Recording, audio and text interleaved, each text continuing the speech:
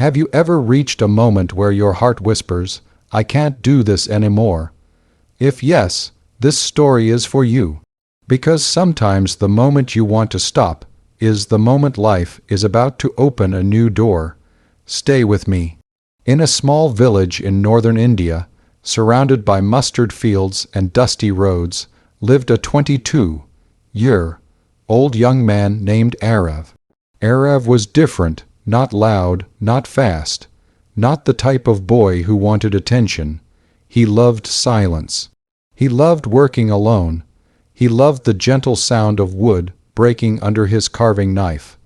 Ever since he was a child, he dreamed of becoming a carpenter.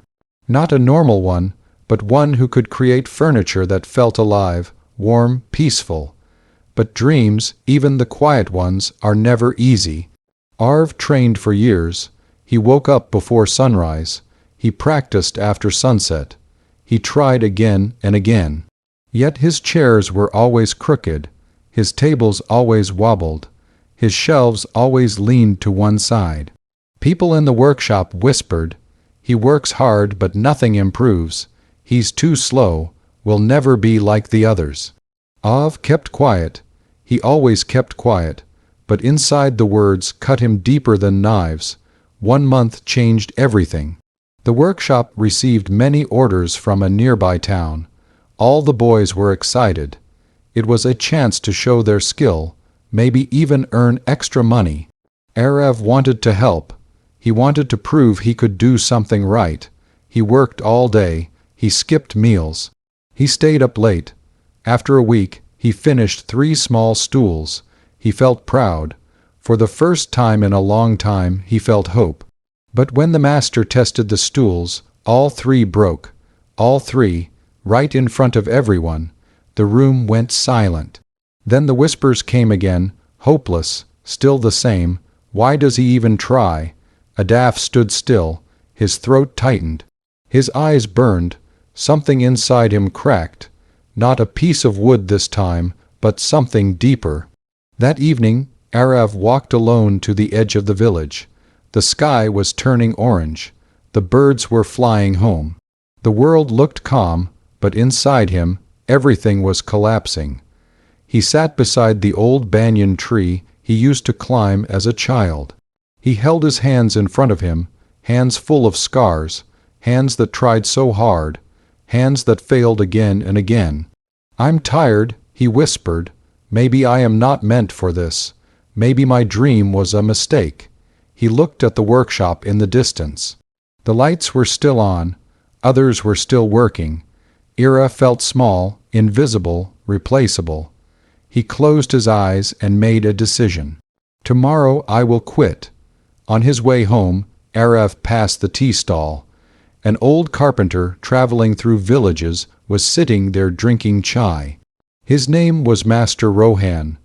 White beard, warrant eyes, a calm presence that felt like early morning sunlight. He noticed Aram's sad face. "You look like someone carrying a heavy load," the old man said. Aray forced a smile. "Yes, but I don't know how to put it down." "Sit," Master Rohan said. "Share your story." Maybe it was the gentle voice. Maybe it was the long day. Maybe Arav simply needed someone to listen. He told everything, all the failures, all the shame, all the doubts. When he finished, he waited for judgment, but Master Rohan simply nodded. Then he said quietly, "Do you see the neem tree behind you? They're turned." A tall, strong tree stood behind the stall. That tree, the old man continued, was the slowest growing tree in this village. Arl frowned though. How did it grow so tall? Master Rohan smiled because it grew where nobody could see. Deep roots drawing roots. Roots that took years. He paused then added, "You are growing roots. Avs are learning, your heart is learning. You only fail when you stop growing." The words entered Arrow's heart slowly, like warm water soaking dry soil. That night, Arrow didn't sleep much. He kept hearing the old man's voice. Deep roots, slow growth, don't stop. Before sunrise, he quietly walked to the workshop. No one else was there. Only him, only silence. He selected a simple block of wood. No pressure, no fear, no goal except to learn. He sat down, took a slow breath and began. He carved slowly, gently, without rushing, without forcing the wood. A strange thing happened. For the first time he felt peace. Not success, not perfection, just peace. Hours passed.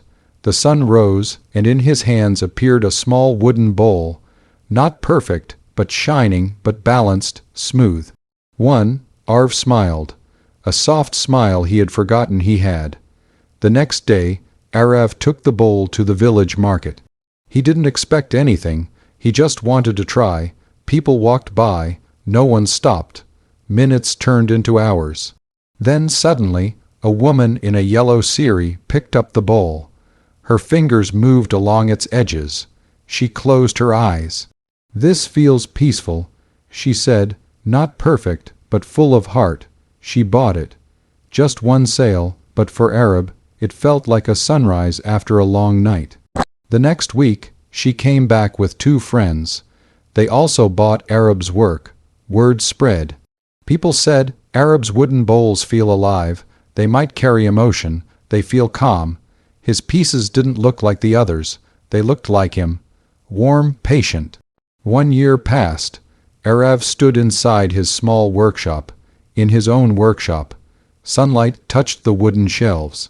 The walls were filled with his handmade pieces. Each one a story. Each one a moment he chose not to quit. A sign hung outside, handmade with quiet courage. People from nearby towns came to buy his work. Not because it was perfect, but because it felt honest. Wilhuman R had changed, but he didn't change suddenly.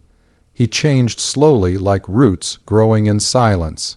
My friend, if you are listening to this, and maybe you also feel tired, maybe you also feel stuck, maybe life feels slow and everyone else seems ahead of you. But remember, slow growth is still growth. Small steps are still steps. Deep roots take time, and the moment you want to give up is often the moment just before your breakthrough. Your story is not over. Your roots are still growing. If this touched your heart, please like the video, share it with someone who needs hope, and remember, never give up. Walk slowly, walk quietly, walk bravely. Do not wait for tomorrow. Begin today, even with the smallest step. Thank you for listening to Inner Tales. If this story touched your heart, don't forget to like, share, and subscribe so you never miss another tale that brings warmth, clarity, and a little more light to your inner journey while helping you grow day by day in your English learning.